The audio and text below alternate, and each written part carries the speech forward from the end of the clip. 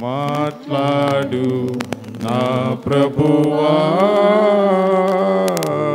నాతో మాట్లాడు నా ప్రభువా, మాట్లాడు నా ప్రభువా, నాతో మాట్లాడు నా ప్రభువా. పరిశుద్ధుడా, నీవే నాతోనే మాట్లాడు, నీ స్వరమును మాకు వినిపించు ప్రభువా.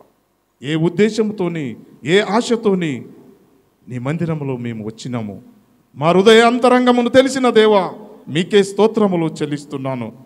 Do you love me, do you love మీ, నన్ను ప్రేమిస్తున్నావా, నన్ను ప్రేమిస్తున్నావా అని నీవు పదే పదే మమ్మల్ని హెచ్చరిస్తున్నావు ప్రభువా. మేము లోకాశే, శరీరాశే, జీవపు డంబలు, మేము ఈ లోక చింతనని ప్రేమిస్తున్నాం, ఈ లోక ఆశలన్నీ ప్రేమిస్తున్నాం, లోక చింతనని ఉన్నాం ప్రభువా. ఈరోజు నీవు మాతో నీ వాక్యం ద్వారా మమ్మల్ని హెచ్చరించు. మాకు రక్షణ భాగ్యము మాకు దయచేసినావు, దీనికి ఎక్కువ మనకి ఏమీ అవసరం లేదు. వాక్యం ద్వారా హెచ్చరించాలని యేసు నామములో ఆమేన్. దేవుని నామముకి స్తోత్రం కలుగును గాక. మరి యోహాను రాసిన పత్రిక 21:15 నుంచి 19 వరకు మనము చూసినాం. దీంట్లో 3 అంశముల గురించి మనము ఈరోజు వాక్యం ద్వారా దేవుడు మాట్లాడబోతున్నాడు. నిజంగా ప్రభువుని మీరు ప్రేమిస్తున్నారా? నిజంగా మరి పేతురు 3 రీతిగా దేవుడు పేతురునికి ఒక క్వశ్చన్ అడుగుతున్నాడు. నీవు నన్ను ఎక్కువగా ప్రేమిస్తున్నావా? పేతురు, నీవు నన్ను ఎక్కువగా ప్రేమిస్తున్నావా? కొన్నిసార్లు మెసేజ్లు కూడా మీరు ఇంతగా ప్రేమిస్తున్నారా, ఇంతగా ప్రేమిస్తారా అని మనము ఎన్నోసార్లు ఈ వాక్యం మాటలు విన్నాం. కానీ దేవుడు అడుగుతున్నాడు, పేతురు నీవు నన్ను ప్రేమిస్తున్నావా? మరి అదే క్వశ్చన్ నిన్ను నన్ను కూడా అడుగుతున్నాడు. Do you love me, do you love మీ? మరి ఈరోజు ఒకటి పాయింట్గా మనం చూస్తున్నాం, వాక్యం ద్వారా మనం తెలుస్తుంది, నీవు నన్ను ఎక్కువగా ప్రేమిస్తున్నావా? రెండవ అంశంగా మనం చూస్తున్నాము, నీవు ప్రేమించిన ఎడల, suppose you are loving me, కానీ ఒక కండిషన్, ఒక term condition you have to follow. ఒట్టిగా ప్రేమిస్తే లాభం లేదు, కానీ ప్రేమిస్తే you have to follow my condition. What is that condition? ఏమి అది కండిషన్? నిరీక్షణ ఏంది? ఆ ఉద్దేశం ఏంది అన్నప్పుడు, నీవు నా గొర్రెలను కాయము. రెండవ కండిషన్, నీవు నన్ను గొర్రెలను కాయము. దేవా, నేను కాయుతాను. మరి అదే రీతి కాయము కాదు, ఇంకోటి కండిషన్ కూడా నీకు ఇస్తున్నాను. ఆ కండిషన్ ఏమనగా, నా గొర్రెలను మేపము. ఈరోజు మనందరి మీద ఉన్న భారం, నిజంగానే సంఘములో అనేక పనులు జరుగుతున్నాయి, సంఘములో అనేక అద్భుత కార్యాలు దేవుడు జరిగిస్తున్నాడు. మరి ఈరోజు మిమ్మల్ని కూడా అడుగుతున్నాడు, అమ్మలారా, అయ్యలారా, నిజంగా మీరు నన్ను ప్రేమిస్తున్నారు, కరెక్టేనే, కానీ నా పని గురించి మీరు ఎప్పుడైనా ఆలోచన చేస్తున్నారా? నా పని గురించి ఎప్పుడైనా మీరు మీ మనసులో కూడా, ఈ మందిరము నిర్మిస్తున్నాను, ఈ మందిరము కట్టబడుతుంది, ఈ మందిరాలు అనేక పనులు జరుగుతున్నాయి, కానీ దీని గురించి అని ఎప్పుడైనా మీరు నిజంగా ప్రార్థన చేశారా? Are you praying for the building of church, construction of church, financially, whatever it may be? మీరు ప్రార్థన చేశారా? ఓన్లీ ప్రేమిస్తే సరిపోదు సహోదర సహోదరి, ప్రేమిస్తే కూడా క్రియ రూపంలో కనపడాలి, అప్పుడే మీ నిజమైన ప్రేమ. మరి అనేక మంది ప్రేమిస్తున్నారు. ఒక యౌవనస్తుడు నేను ప్రేమిస్తాను అని అంటాడు. నేను ప్రేమిస్తాను అని ఆ అమ్మాయికి పోయి, నేను చాలా ప్రేమిస్తున్నాను అన్నాడు. మీరు ఇవన్నీ స్టోరీ అందరికీ తెలిసిన విషయమే. కానీ ఆమె ప్రేమ దేని మీద ఉన్నది? ఆమె ప్రేమ ఆయన మీద లేదు, ఆయనలున్న ఆస్తి మీద ప్రేమ ఉంది. అనేక సందర్భాల్లో ప్రేమ మాయమై ఉంటుంది. ప్రేమకు కన్నులు లేవు అంటారు, ప్రేమకు బంధుత్వము లేదంటారు, ప్రేమము కనిపించదు అంటాం. వాస్తవమే. కొన్నిసార్లు ఎక్కడో ఉన్న మనిషిని మనము ప్రేమిస్తున్నాము అని ఆన్లైన్ కూడా మనం మెసేజ్ చేస్తున్నాం. వాళ్ళ ముఖము, వాళ్ళు ఎవరో వీళ్ళెవరో ఎవరికి కూడా తెలియదు. అయితే కూడా వాట్సాప్లో చాటింపులు, నేను నిజంగా ఆ ఫోటో చూడంగానే ప్రేమిస్తాను, వాళ్ళు మంచోళ్ళ చెడ్డోళ్ళ ఎటువంటి వాళ్ళు అన్నది కూడా మనకి తెలియదు. కానీ దేవుడు మీతోని నాతోని ఈరోజు మాట్లాడుతున్నాం. పేతురుకు ఏ రీతిగా మాట్లాడు, అందరికీ నా ఎక్కువగా నీవు ప్రేమిస్తున్నావా? ఆ 12 మంది శిష్యులు, ఈతను ఒకటి, 11 మంది శిష్యులకిన నన్ను నీవు ఎక్కువగా ప్రేమిస్తున్నావా అంటున్నాను.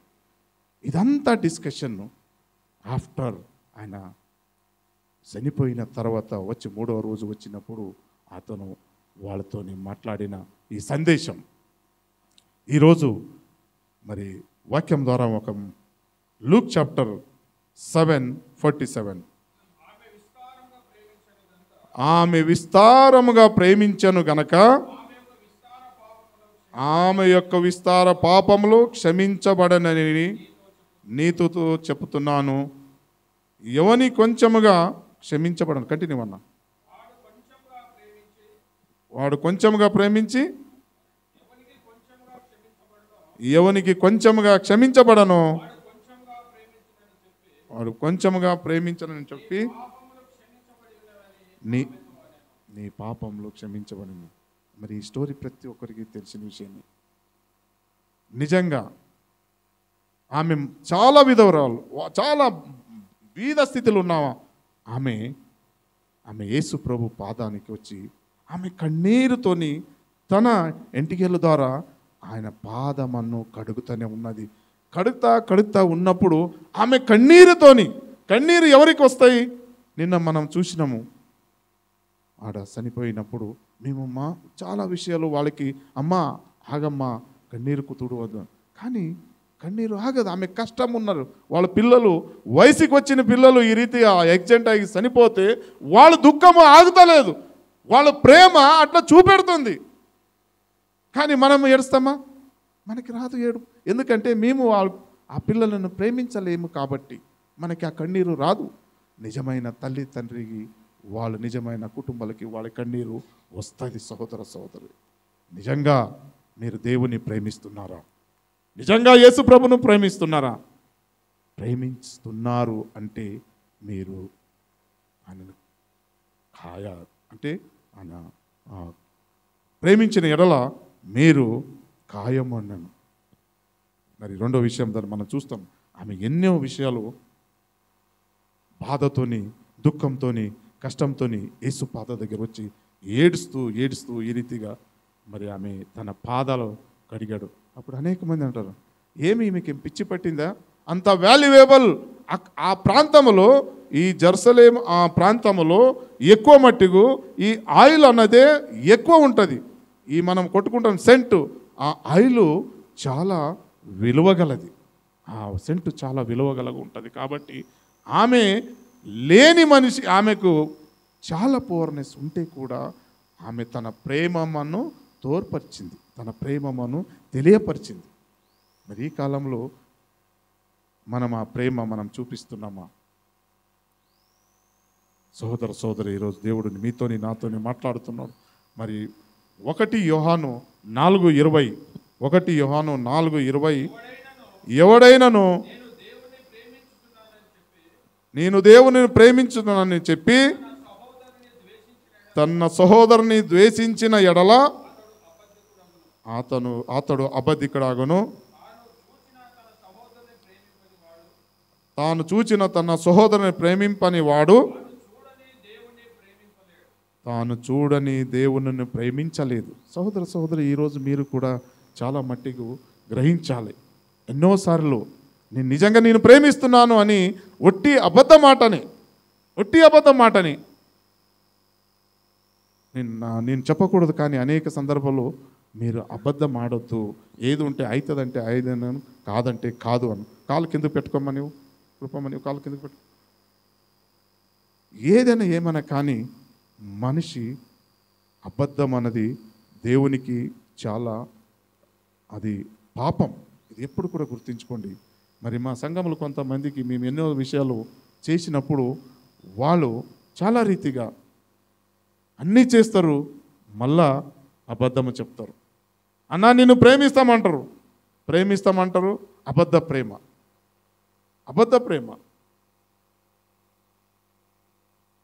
దేవుడు వాక్యములు చదివిస్తుంది, ఎవడైనా నేను దేవుని ప్రేమిస్తున్నానని చెప్పి తన సహోదరుని ద్వేషించేవాడు.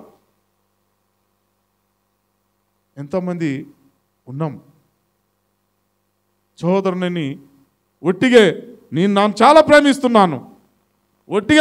ప్రేమిస్తానని నటన జీవితంలో ఎంతోమంది మనం ఉన్నాము. సహోదరి కనపడని స్నేహితుని పక్క ఉన్నవానికి నీవు సాయం చేయలేని మనిషి నీవు దేవునికి ఆడ ప్రేమిస్తావు. పక్కనున్న మనిషికి బాధలు కష్టాలు ఉన్నప్పుడు ఆదుకొనలేని మనిషి నీవు దేవునికి నిజంగా ఎక్కడ ప్రేమిస్తావు? సహోదరి, ఈరోజు దేవుడు నీతో నాతో మాడుతుంటాం. నీవు కొంచెముగా ప్రేమిస్తే నీకు కొంచెమగే దొరుకుతుంది. నీవు కొంచెముగా విత్తిన వెడల మీకు కొంచెమే ఫలము దొరుకుతుంది. ఎక్కువగా విత్తితే ఎక్కువ ఫలము మీరు పొందుతారు. ఈరోజు సండే దేవుని వాక్యములో మనము విత్తపడుతున్నాం. నిజంగా ఇతరులు మన గురించి ఏమని చెప్తున్నారు? మీ పరిసర ప్రాంతంలో కానీ, మీ పక్కన ఉన్న వాళ్ళు కానీ, మీ సోదరులు కానీ ఏమని మీ గురించి పొగడుతున్నారు? క్రైస్తవులు ఎటువంటి వాళ్ళు? క్రైస్తవులు అన్నవాళ్ళు సింహము దోపాదేలి ఉన్న వాళ్ళకే నిజమైన క్రైస్తవులు. దేనికి భయపడాలి? మీరు తప్పు చేస్తున్నారు కాబట్టి, మనం తప్పు చేస్తున్నాం కాబట్టి భయపడుతున్నాం. మీరు తప్పు చేయలేకపోతే భయపడేది అవసరం లేదు. అందుకే దేవుడు ఈరోజు మీతోనే మాట్లాడుతున్నాడు. నిజంగానే నన్ను ప్రేమిస్తున్నారా? మీరు నన్ను ప్రేమించిన ఎడల నా గొర్రెలను కాయము అన్నాడు. సోదరి, ఈరోజు నిజంగా మన దేవుణ్ణి ప్రేమిస్తున్నామా లేదని మరి దేవుడిని ఎలా ప్రేమించగలం? దేవుడు ఉన్నాడు అని ప్రతి ఒక్కరూ చెప్తారు. అన్యులు చెప్తారు, హిందూ చెప్తారు, ముస్లిం చెప్తారు, క్రైస్తవులు కూడా చెప్తారు. ఎవరైనా దేవుని చూసినామా? చూడలేదు. అందుకే దేవుని వాక్యం చెప్తాను, చూడని దేవుడిని చూసిన మీ పక్కలున్న నీ స్నేహితులనే మీరు కరెక్ట్గా మీరు చూస్తలేరు. కానీ నేను కనిపించలేదు కదా, నన్నేను మీరు చేస్తారయ్యా అనుకుని దేవుడు మిమ్మల్ని క్వశ్చన్ అడుగుతున్నాడు. ఈ క్వశ్చన్కి మీ సమాధానం ఏమున్నది మీరు గ్రహించుకోవాలి. నేను ఫాస్ట్గా వెళ్తున్నాను. దేవుని నామకి స్తోత్రం. మరి రెండవ అంశంగా మనం చూడన్నా, రెండవ అంశము యెషయా గ్రంథము 40:11 వచనం. గొర్రెల కాపురి వల్లే తన మందను మేపును, తన బాహుతోను గొర్రె పిల్లలను కూర్చి రొమ్మును ఆనించుకొని మోయను, పాలించు వాటిని మెల్లగా నడిపించను. మరి ఒక గొర్రె కాపరి ఎలాగ నడిపిస్తాడు తన గొర్రెలను? మీరు చూశారు అనేక సార్లు. గొర్రె కాపరులు మీరు వేరే ప్రాంతంలో వాళ్ళు వెళ్తుంటారు, తమ తండోపతండు వెళ్తుంటారు. వాళ్ళ ముందు ఒక గొర్రె పిల్లల్ని ఎత్తుకొని, చిన్న పిల్లలు ఉంటే మరి అదే రీతిగా పాలు మరి రీసెంట్గా చిన్న పిల్లలు ఉన్నప్పుడు ఆయన ఎంత జాగ్రత్తగా గొర్రెలను మేపుతూ వాళ్ళని మెల్లగా నడిపించుకుంటూ వెళుతాడు. మరి నిజమైన కాపరి అలాగే ఉంటాడు. ప్రభు అయిన యేసుక్రీస్తు మనకి నిజమైన దేవుడు కాపరి కాబట్టి మనకి మన అవసరాలు అక్కర్తలను తీరుస్తాడు. కానీ మనం నమ్ముతలేదు. ఏదో అయ్యగారు వస్తున్నాము పోతున్నాము, సండే ఏదో మా తాత ముత్తాతలు మా తండ్రులు ఒక రూల్ పెట్టారు, సండే రోజు రావాలి, వాక్యం వినాలి, వెళ్ళిపోవాలి. దిస్ ఈజ్ అలవాట్. అలవాటు అంటాం చూడు, సన్నిధిలో రావాలే పోవాలి. నో సోదరి, మీరు మారలేకపోతే, మీ జీవితము మారలేకపోతే మీకు నిజమైన రక్షణ దొరకదు. దేవుడు మీకు రక్షణ ఇచ్చాడు, మీకు రక్షణ ఇచ్చాడు. ఎందుకు ఇచ్చాడంటే నీవు నా పిల్లలని పరలోకంలో మనకి రక్షణ ఇచ్చాడు. అదే సంతోషం, అదే చాలు మనకి. ఇక వేరేది ఏం కావాలి? ఇల్లు, పొలము ఇవన్నీ ఉంటాయి ఈ లోకంలో, ఒకరోజు ఇవన్నీ విడిచిపోవాలి. కానీ మనకి రక్షణ ఇచ్చాడు. You have to happy with that. మీరు సంతోషంగా ఉండాలి. చాలు దేవా, మాకు రక్షణ ఇచ్చినావు. ఈరోజు కూడా నీవు పిలిస్తే వీఆర్ రెడీ ఫర్ దట్. నీవు ఈరోజు కూడా పిలిస్తే కూడా నేను రావడానికి సిద్ధంగా ఉన్నాను. ఎందుకంటే నాకు శాశ్వతమైన లోకము అక్కడ ఉన్నది. చాలు నాకు. ఈ భూమి, ఈ బంగ్లా ఇవన్నీ ఒక్కరోజు అంత మాయమైపోతాయి. కనిపించిన ఈరోజు ఇప్పుడు కనిపిస్తాం, రేపు మాయమైపోతాం. కానీ దేవుడు మాట్లాడుతున్నాడు. ఈరోజు దేవుడు నాతోని, నీతోని, అందరితోని మాట్లాడుతున్నాడు. నేనే నిజమైన కాపరి, నేనే మిమ్మల్ని కాయుచున్నాడు. ఎవరు కాయుతున్నాడు? మమ్మను ప్రొటెక్ట్ చేస్తున్నాడు, నడిపిస్తున్నాడు అని దేవుని వాక్యంలో మనం చూస్తున్నాము. అదే రీతిగా మరి రెండవ అంశముకు త్వరగా నేను కంప్లీట్ చేస్తాను. 45 నిమిషాలు ఎక్కువ నేను చెప్పకూడదు అనుకున్నాను. మరి దేవుడు 45 నిమిషాలనే షార్టేజ్గా నేను ఎక్కువ చెప్పడానికి ఇష్టపడను. రెండవ అంశముగా నా గొర్రెలను కాయమని చెప్పాను. యోహాను 10:11-16 నేను గొర్రెలకు మంచి కాపరిని, మంచి కాపరి గొర్రెల కొరకు తన ప్రాణమును పెట్టెను. జీతగాడు గొర్రెలు కాపరి కాదు గనక గొర్రెలు తనవి కానందున తోడలు వచ్చుట చూచి గొర్రెలను విడిచిపెట్టి పారిపోను. తోడలు ఆ గొర్రెలను పట్టి చెదరగొట్టను. జీతగాడే గనక గొర్రెలను గురించి లక్ష్యము చేయక పారిపోను. నేను గొర్రెలకు మంచి కాపరిని, తండ్రి నన్ను ఎలాగో ఎరుగను, నేను తండ్రిని ఎలాగో ఎరుగుదను, అలాగే నా గొర్రెలను ఎరుగుదను. చాలా, నా గొర్రెలు నన్ను ఎరుగను. గొర్రెల కొరకు నా ప్రాణమును పెట్టిచున్నాను. చూడండి, నిజమైన తల్లిదండ్రులు మనం మా పిల్లలకి ఏది కావాలి, ఏది అవసరమో ఇప్పుడు గురించి మనం ఆలోచన చేయం. సోదర వినాలి. ప్రైజ్ అలాడ్. తల్లిదండ్రులు మనం ఇప్పుడు గురించి మనం ఆలోచన చేయట్లేదు.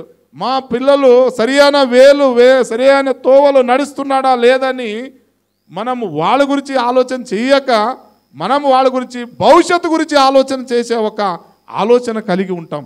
మా పిల్లనికి మంచి బంగ్లా ఉండాలి, మంచి ఆఫీసర్ కావాలి, మంచి బిల్డింగ్ ఉండాలి. తప్పేమి కాదు, ఆలోచన తప్పేమి కాదు. కానీ నడిచే మార్గము మా అబ్బాయి సరియైన సమయానికి ఇంటికి వస్తున్నాడా లేదా, సరియైన స్నేహంతోని సరియైన సంబంధం కలిగిన మంచి పిల్లలతోని తిరుగుతున్నాడా లేదో, సహవాసం ఎటువంటి ఉన్నది. ఇది తల్లిదండ్రులు ఒక పరీక్షించే ఒక గుణలక్షణ తల్లిదండ్రికి ఉండాలి. సోదరు ఈరోజు అనేక మంది పిల్లలు మరి యాక్సిడెంట్ వల్ల అనేక సహవాసం వల్ల వాళ్ళ జీవము, వాళ్ళ ప్రాణము విడిచిపెడుతున్నారు. కారణం ఒకటే.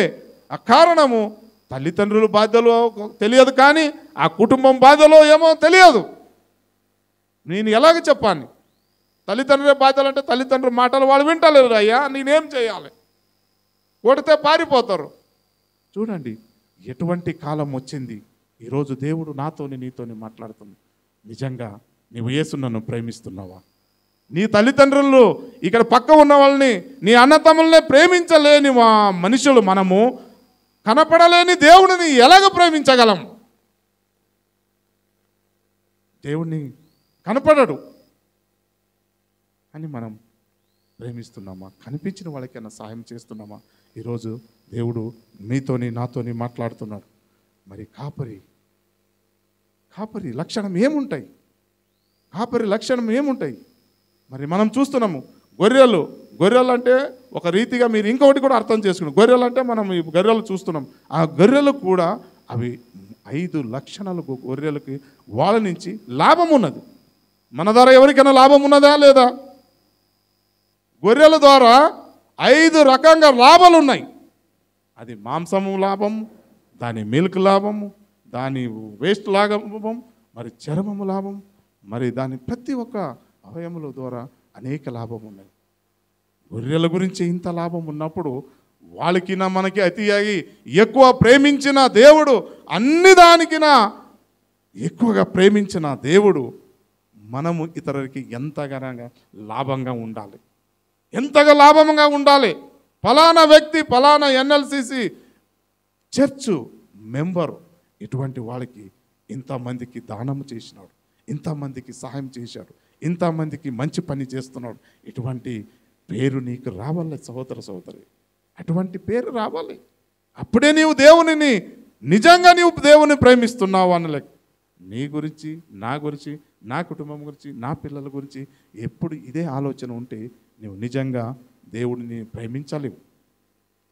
దేవుడు ఈరోజు నీతోని నాతోని మాట్లాడుతున్నాడు. మరి నిజమైన కాపరి ఏముంటాడంటే గుర్తుపడతాడు.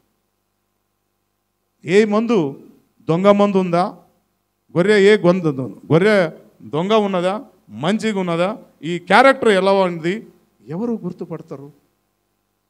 కాపరిని గుర్తుపడతాడు. ఎవరు గుర్తుపట్టలేరు. 100 గొర్రెలు ఉంటాయి ఆయనకు. 100 గొర్రెలు కూడా ఏ గొర్రె దొంగ గొర్రె ఉంది, ఏ గొర్రె అలజడి చేస్తుంది, ఏ గొర్రె వాళ్ళని మంచిగా ఉన్న వాళ్ళని కూడా చెడగొడుతుంది అన్నది ఎవరు గ్రహిస్తారంటే వేరే వాళ్ళు ఎవరు గ్రహించారు. ఓన్లీ ఆయన కాపరి మాత్రమే గ్రహించగలడు. ఈ సత్యము మీకు అందరికీ తెలిసిన విషయమే. మరి మీ జీవితంలో కూడా నిజమైన తల్లిదండ్రులు మనము మా పిల్లలకి సరి అయిన రీతిగా మనం పెంచుతున్నామా లేదా? అయ్యా ఏదో సమాజం చూసి వాళ్ళు అట్లా డ్రెస్ వేసుకుంటున్నారు, మన పిల్లలు కూడా ఇట్లా డ్రెస్ వేసుకుంటున్నాం, మనం అలాగ ఉంటున్నాము, మేము ఇలాగ ఉంటున్నాం. నో సహోదర సహోదరి, నీ పిల్లలు నడే నుడి క్రియలు దేవునికి మెచ్చికకరంగా ఉండాలి, సమాజానికి కూడా మెచ్చికకరంగా ఉండాలి. అప్పుడే మీకు దేవుడు మిమ్మల్ని దీవిస్తాడు, మీ కుటుంబం దీవిస్తాడు. ఏదో ఉన్నాములే వాళ్ళక మనం ఉంటాం, వాళ్ళక మనం డ్రెస్ చేసుకుంటున్నాం, వాళ్ళక మనం తిరుగుతాము, ఎక్కడ పడితే అక్కడ నిలబడతాం అన్నది కాదు. దేవుడు నాతోని మాట్లాడుతున్నాడు. నీవు నిజంగా నన్ను ప్రేమిస్తున్నావా, నీవు నిజంగా నన్ను ప్రేమిస్తున్నావా అనే దేవుని వాక్యంలో సెలవిస్తుంది. మరి మనం 2వ విషయంలో మనం చూసినప్పుడు మత్తయి రాసిన సువార్త 2:6 వచనం, అంతటా హేరోదు ఆ జ్ఞానులను రహస్యముగా పిలిపించి ఆ నక్షత్రము కనబడిన కాలము వారి చేత పరిష్కారం తెలుసుకొని చాలన అంతటా హేరోదు. చూడండి, హేరోదునది ఎలా ఉందంటే మొత్తం కుయుక్తి గుణాలే. నా రాజ్యములో ఎవరు నా ఇంట్లో పుట్టలేని వాడు ఎక్కడ పుట్టాడు, ఎవరు ఉన్నారు అని ఆయన చాలా రీతిగా బాధపడ్డాడు. ఆయన ఎప్పుడు జైసరు వచ్చి, ఆ పండితులు వచ్చి,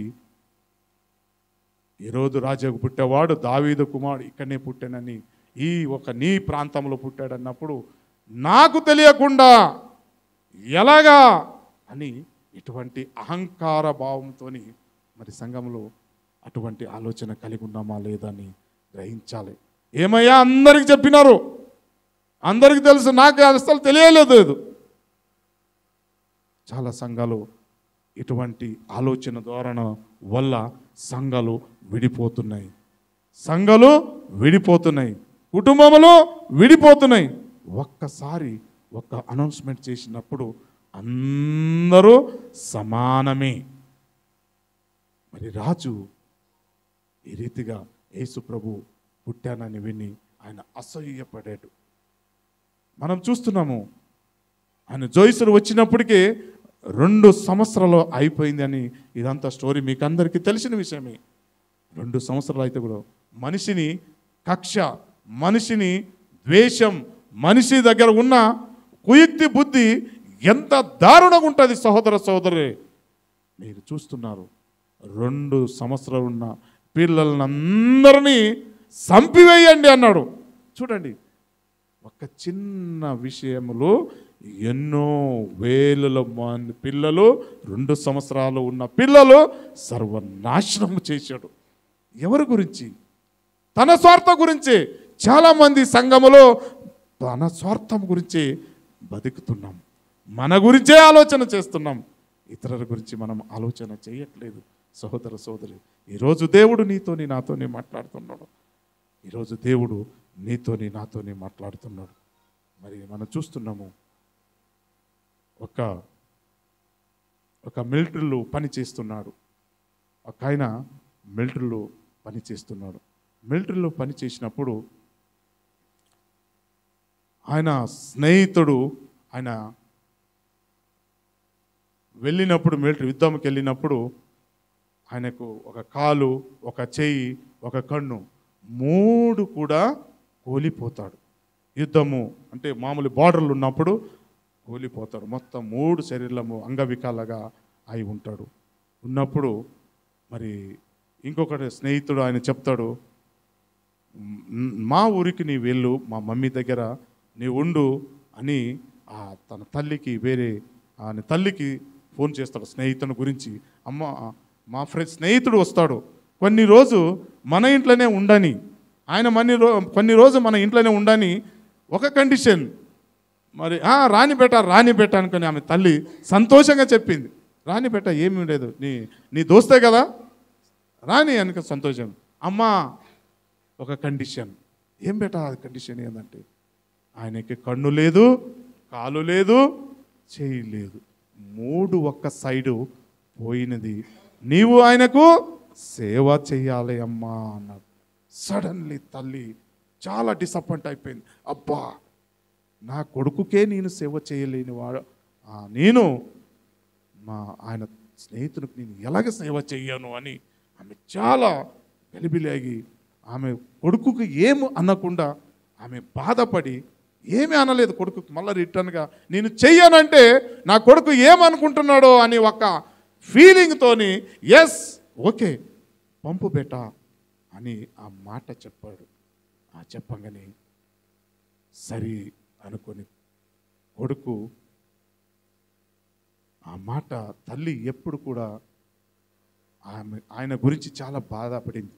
ఏమని అంటే, ఈయనకి నేను ఎందుకు సేవ చేయాలి అని ఆమె మనసులో చాలా బాధపడి అన్నప్పుడు సడన్లీ ఆయన కొడుకు ఈ మాట్లాడినప్పుడు ఆ బిల్డింగ్ మీద నుంచి కొడుకు కూడా సడన్లీ కిందికి పడిపోయాడు. పడిపోగానే ఆయన కూడా తన బాడీలు ఉన్నాయి మొత్తం 3 పార్టు పోయినాయి. సడన్లీ తల్లికి ఫోన్ చేస్తారు, అమ్మా పైనుంచి నీ కొడుకు చనిపోయాడు, ఆయన పడిపోయాడు, ఆయనకు కూడా కన్నులు ఇక్కడ సైడ్ 3 పార్టు పడిపోయినంటే అప్పుడు తల్లి చాలా దుఃఖించింది. ఆయన గురించి దుఃఖించలేదు, కానీ తన సొంత కొడుకు గురించి ఆమె చాలా దుఃఖించింది. నీవు ఏమి విత్తుతావో నీవు అదే కోస్తావు అన్న దేవుని వాక్యంలో సెలవిస్తుంది. సోదరు నీవు మంచి పంటలో విత్తిన ఎడల నీవు మంచి ఫలమనే కోస్తావు, మంచి ఫలమనే పొందుతావు. తల్లి తన కొడుకు ఏమైపోయాడు, మొత్తం శరీరం అది అయిపోయిన తర్వాత ఆమె చాలా బాధపడింది.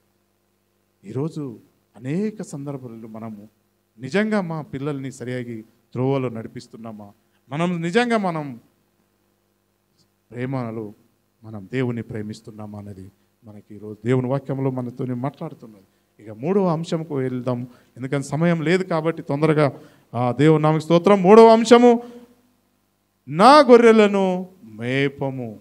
మరి అన్నీ ఉన్నప్పుడు గొర్రెలకి మరి ఏం మేపాలి? మేపము అన్నాడు దేవుడు,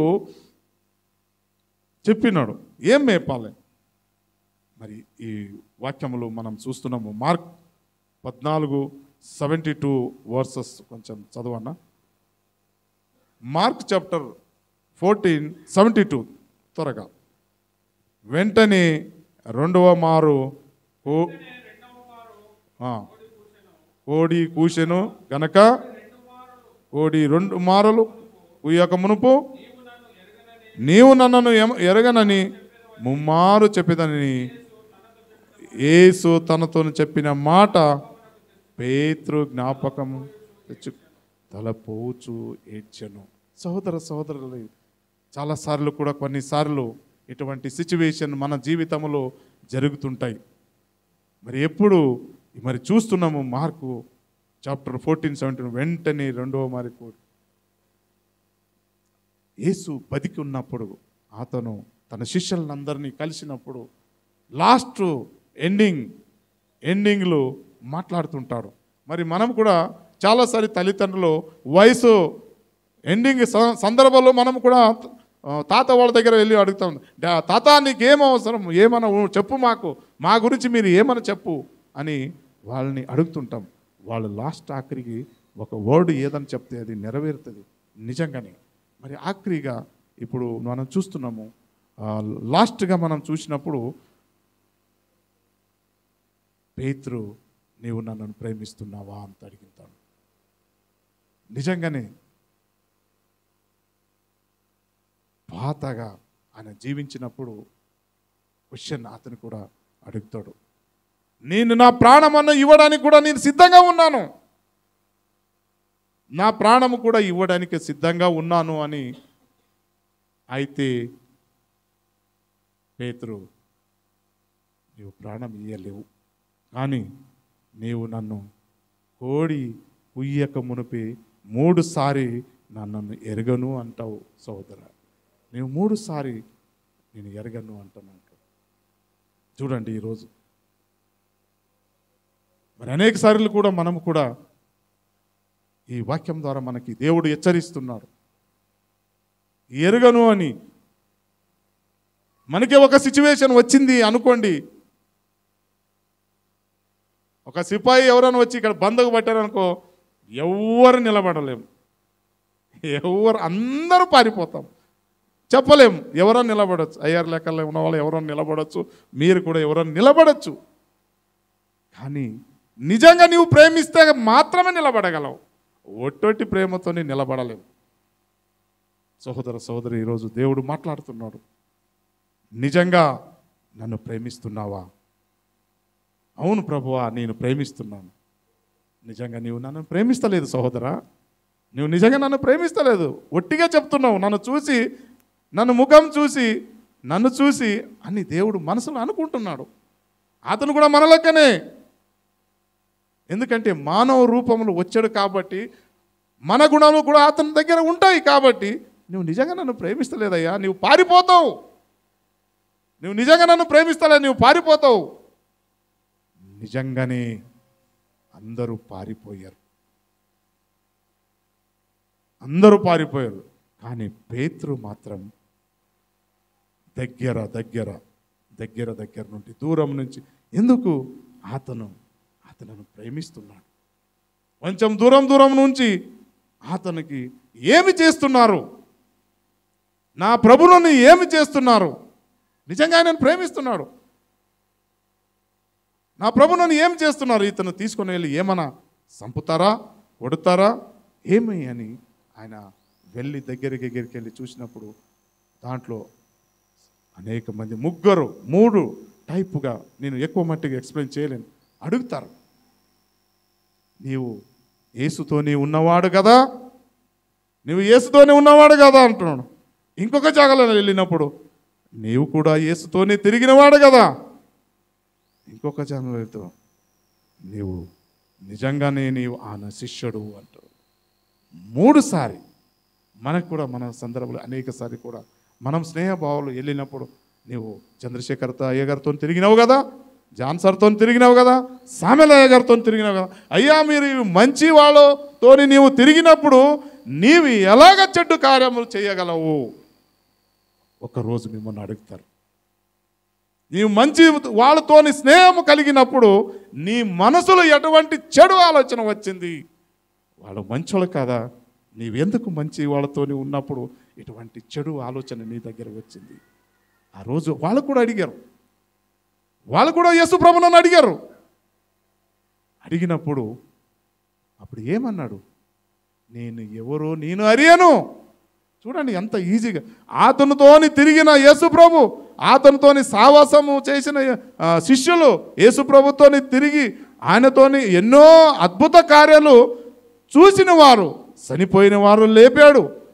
మరి అన్నం 5,000 మందికి భోజనము, మరి ఆహారం పెట్టినవాడు, మరి అద్భుత కార్యాలు, మరి నీళ్ళ ద్వారా ద్రాక్షరసము చేసిన ఆ అద్భుతమైన దేవుడిని చూసినవాడు, ఆయననే ఎరగను అన్నప్పుడు మరి మనం ఏ పొజిషన్లో ఉన్నాం? యేసు ప్రభు ఈరోజు నాతోని నీతోని మాట్లాడుతున్నావు. నువ్వు నిజంగానే నన్ను ప్రేమిస్తున్నావా? ఒట్టి డాంబిక ప్రేమలో ఉన్నావా?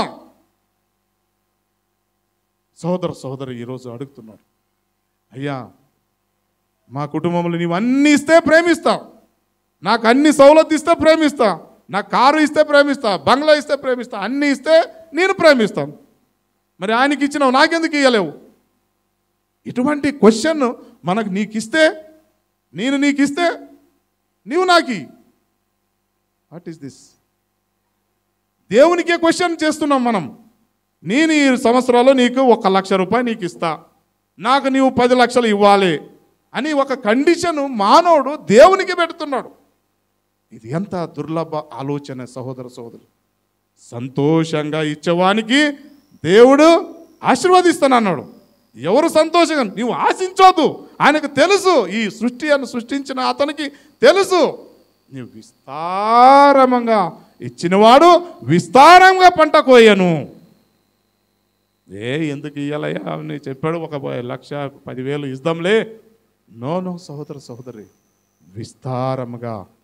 విస్తారముగా మనము ఉండాలి. మన మనసు విస్తారంగా ఉండాలని దేవుని వాక్యంలో మనకి సెలవిస్తుంది.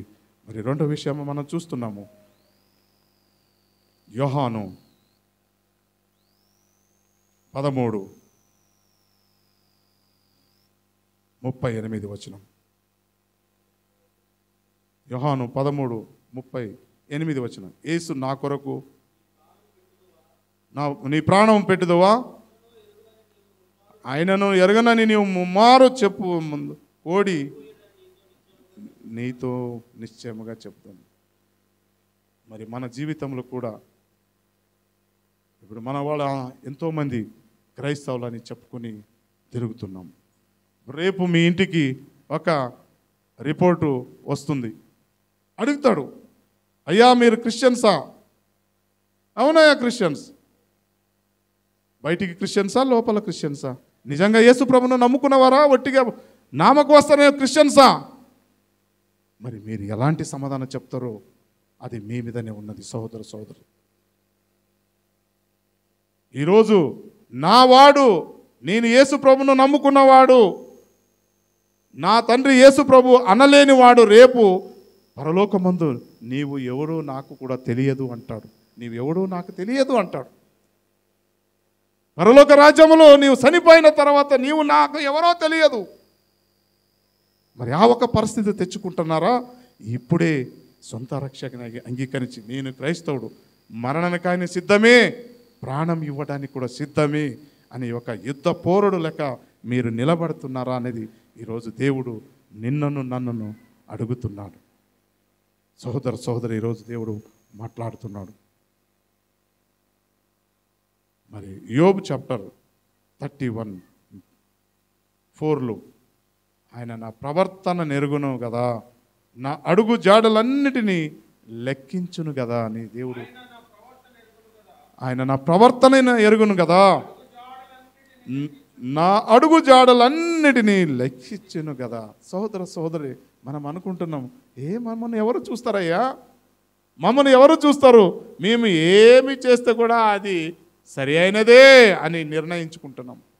కానీ దేవుడు ఒక్కడు ఉన్నాడు. యేసు ప్రభు పరలోకం నుంచి మిమ్మల్ని చూస్తున్నాడు. దేవుడుని మిమ్మల్ని చూస్తున్నాడు.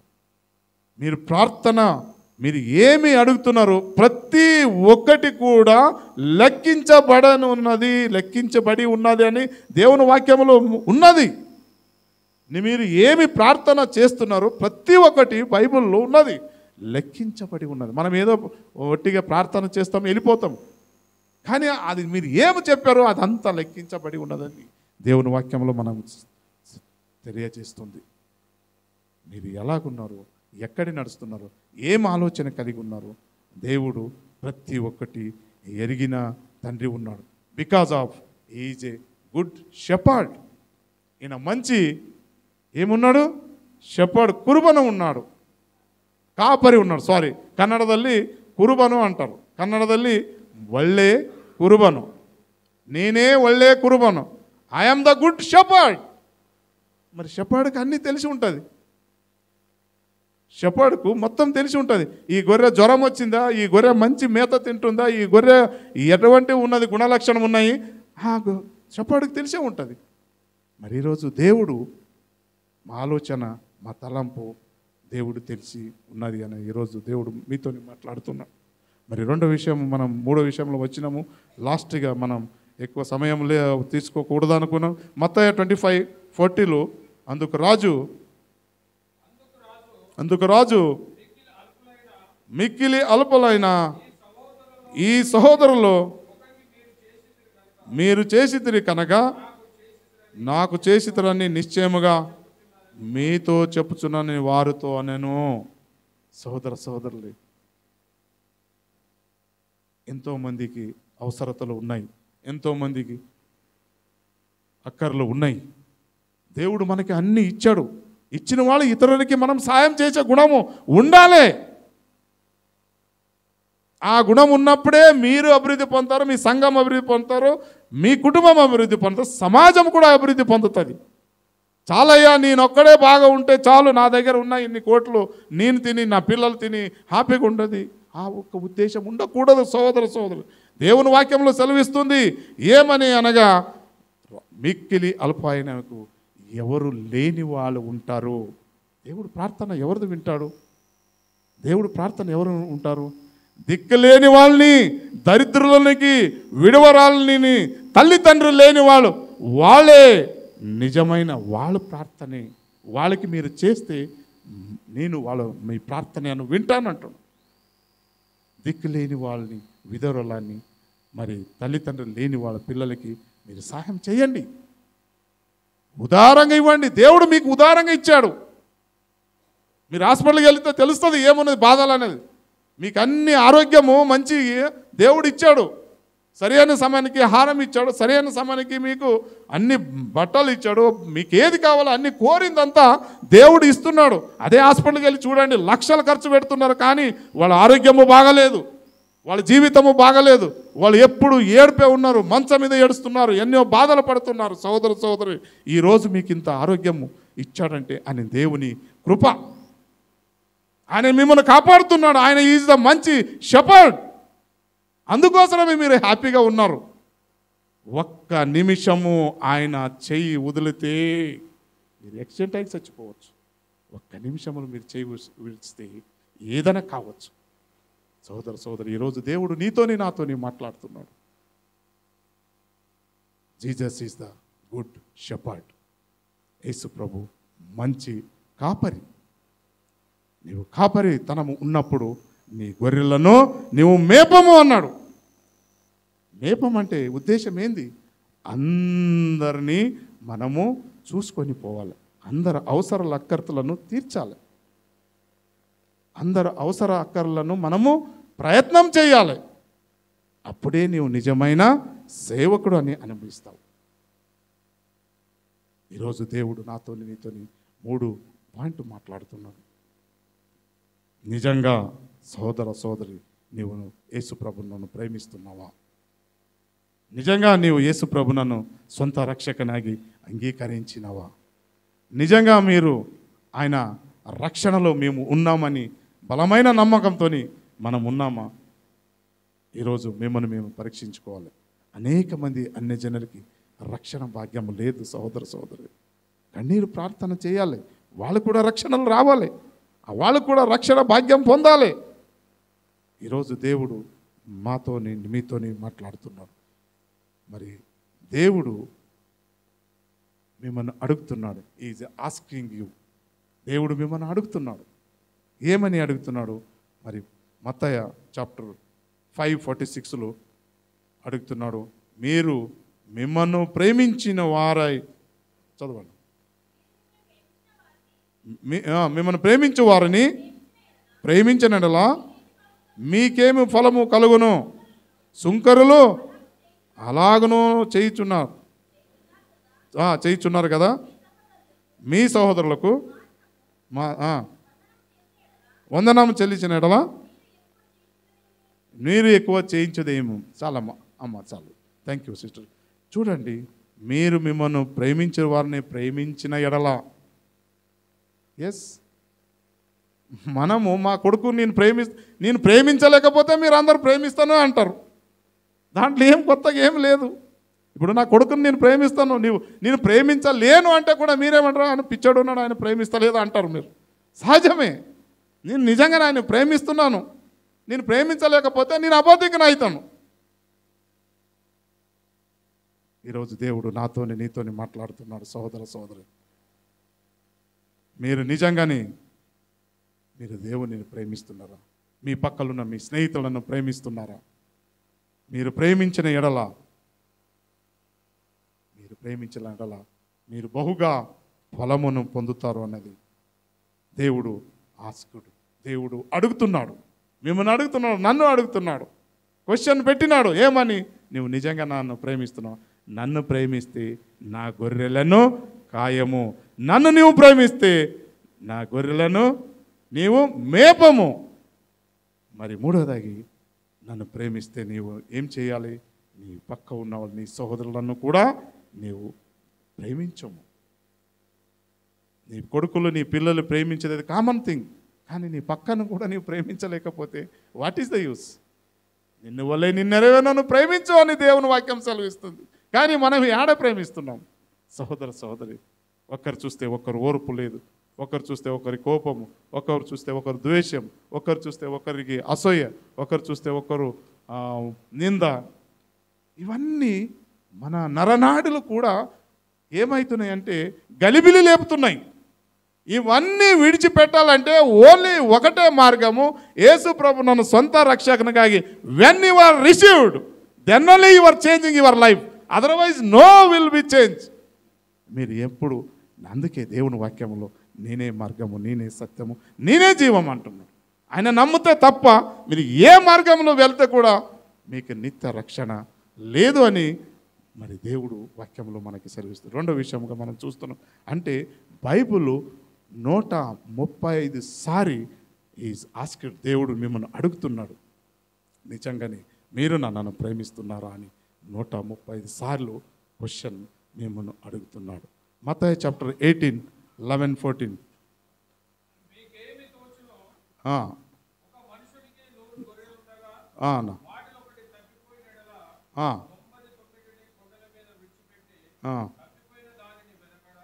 ఓకే అన్న, చాలా. మరి దేవుని వాక్యంలో మనం చూస్తున్నాం, మరి 100 గొర్రెలు ఉన్నప్పుడు ఒక్క గొర్రె, మనం దీని మర్మం ఒకటే, ఒక్క గొర్రె. ఇప్పుడు తల్లి తండ్రికి 10 మంది పిల్లలుంటే ఒక్కడు చచ్చిపోతే ఏడుస్తారా? ఏడుస్తారు, తప్పకుండా ఏడుస్తారు. 9 మరి ఉన్నారు కదా, ఒకడు పోతే పోని అనుకొని మీరు హాయిగా తిని పండుకుంటారా తల్లిదండ్రులు? నో సహోదర సహోదరు. మొదటిగా మనం దేవునికి స్తోత్రం చెల్లిస్తున్నాం. మరి చాలా సంతోషం, ఎందుకంటే ఈ దిన చూడాలని అనేక మంది ఆశించిన వారు ఉన్నారు. కానీ కొన్ని సందర్భాలు వాళ్ళ ఆశ నిరాశ కలిగినది. మరి మన జీవితంలో కూడా నిజంగానే మరి దేవుడు మమ్మల్ని ప్రేమిస్తున్నాడా, లేదా మన దేవునిని ప్రేమిస్తున్నామా? ఈరోజు దేవుడు నాతోనే మీతోని మాట్లాడుతున్నాడు. Do you love me more than others? మీరు వారికినా వేరే వారికినా నన్ను ఎక్కువగా ప్రేమిస్తున్నావా? ఇది ఓన్లీ పీటర్కి అన్న మాట అది ఒకటే కాదు. దేవుడు మమ్మను కూడా అడుగుతున్నాడు. Are you loving me? ప్రార్థన చేసుకున్నాం. పరిశుద్ధమైన దేవా, నీవే నాతోని